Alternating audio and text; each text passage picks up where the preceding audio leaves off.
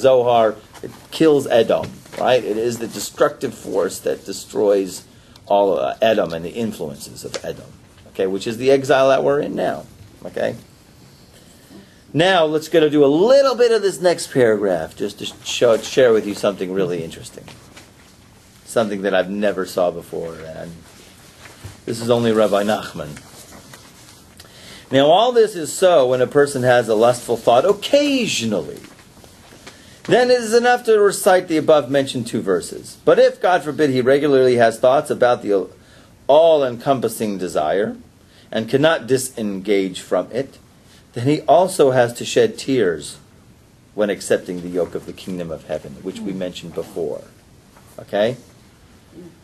So he brings it down. I didn't photocopy this for you. Okay? For it is brought in a different book that tears come from the excess matter of melancholy.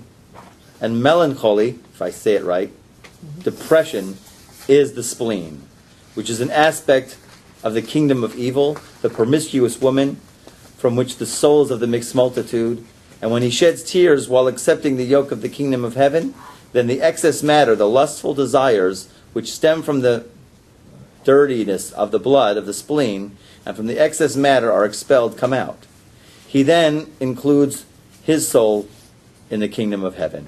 In other words, it's brought down also, which is very strange, but these are the words. This is the language of the Tikkun Zohar, says that the resting place of the lil, of the influence of lil, is the spleen. Okay? Now, I understood all this, and I'm understanding. To say Shema with tears, now I'd instantly say, well, what kind of tears are they? And no one's ever heard of such a thing, right? To say the Shema with tears. Is it happy tears or sad tears, right? So I've been going back and forth a while. He happens to say here in this commentary here, you're davening, you're praying. Right, and you get into love, and then you get to say Shema with tears, right? Or it's saying it's not talking about in davening, this Shema that he's referring to here, right? It's not in the middle of prayers, right? But it is acceptance of the yoke of the kingdom of heaven. No, it is. It seems to be. It would have to be. But he says, to fulfill this is very. Dumbfounded. They're bewildered. They're saying, so the only way you can fulfill this, if you ever happen to find yourself in a situation where you are crying, say the Shema. Okay? Say the Shema then. Accept the kingdom of heaven then. Accept God is all there is. Accept God is totally in control. He's everything. Okay? Of course, then there's what I would like to say, which is you can say tears of happiness. Now, I was at a retreat a couple weeks ago. I heard something which, okay, because it was a bereavement retreat. So the last thing that one of the facilitators said, this rabbi, he says, they did a study of tears. There's tears when you cut an onion, and then there's tears of sadness. And, you'd think tear's a tear. It's not so. If the tears from an onion is saline, the tears from crying, there's poisons in it. There's poisons in the tears. Your body is pushing out poisons. So I'm like, as soon as I heard that, I'm going like, that's Rabbi Nachman, right? And he knew it. He knew it. Because there's an influence, there's influences, there's some element there, okay, which a tear exudes, pushes out. And those kind of tears, now I don't know if happy tears have poisons in them. I don't know. It's a different kind of tear. Okay, thank you very much. No sadness.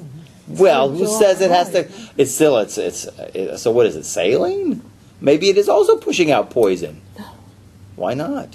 I don't know. It's exquisite. It's exquisite? You mean tears of happiness? Yeah. Okay. In any case, we see from here an unbelievable thing. Okay? So, just to think now, when we say the Shema, just to recap a little bit, okay? That we see that the Shema itself, 6 words, 49 letters. Every time we say the Shema, we hook up to the mission of the 12 tribes, which is we're here to accept God is in full control of absolutely everything. I've totally let go. When you let go, you're on the receiving end. That is accepting the yoke of the kingdom of heaven. Okay? However, you cannot do that unless you come to a complete, like we say in the first blessing, realization of God's love for us. You have to completely sit and completely be secure in that. And until then, you cannot say the Shema until you're completely secure with God's love for us. And only then you can say the Shema. And only then can you say the Shema, can you then have that relationship of love for God in that way. Okay? Good? Mm-hmm. Okay. When you say all this is good for a man, what does this have to do with the woman, the oof and all this? You tell me, No, באמת. For a man, נכון, they need to control the ni'uf, but woman ni'uf? Listen, my wife says Shema all the time, right? If something bad is on the street, Shema Yisrael, and she covers my eyes, okay? And see, she says Shema, right? She'll always be like this. My point is, okay? watch as a woman. Listen, there is still a klipas of niuf. Okay.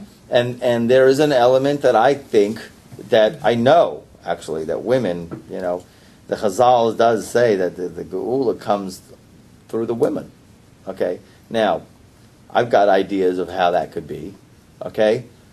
Here's one idea. Okay?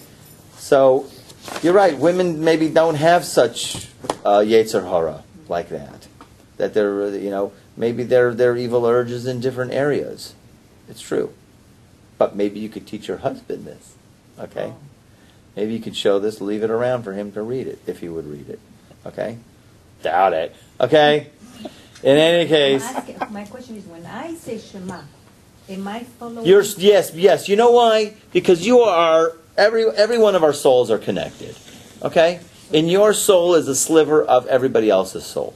So when you say the Shema, you're also disassociating with all of the influence of them, wherever they are. Okay? Because, if we would all disassociate, and then you elevate yourself and you elevate all of the people around. And you elevate your husband. You're davening for him too. You accept kingdom of heaven. In your mind, you're peeling off the evil influences. Okay? And when you do it in yourself, you do it in your husband. And you do it in the people, in all of Israel. Okay? The other thing I wanted to tell you that the Rabbi Cohen, that was yesterday. Anybody was there yesterday at the I was here. I Young listened Israel, to him. in Young Israel No. last evening. No. So he spoke about also Ahava, exactly like you spoke today. Everything, why Kohen, and he spoke about the Kohanim, why that the only bracha that you say be'ahava. We don't say Baruch Ata Hashem Elokeinu Echad Le'adlik Ner Shel Shabbat be'ahava. We don't say that. The only thing, one of them is you that you say be'ahava. And why you bless a child when he's born לתורה, לחופה ולמעשים טובים. Okay, לתורה we understand, לחופה we understand. Why מעשים טובים? As he connected the אהבה and מעשים טובים, that the way that you need to do the mitzvot, the way that you need to learn Torah is באהבה. Mm-hmm.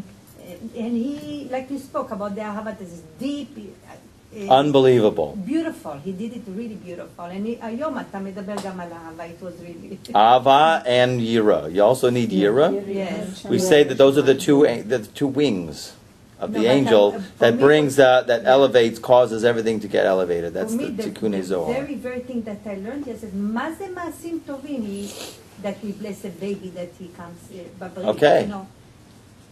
To do everything באהבה. מעשים טובים means... is באמת מעשים טובים מהלב. מהלב. Yeah, it's from the heart. To do everything באהבה. Oh, lovely. Wonderful. Thank very, you. very nice. Very nice. Very nice. Any other questions?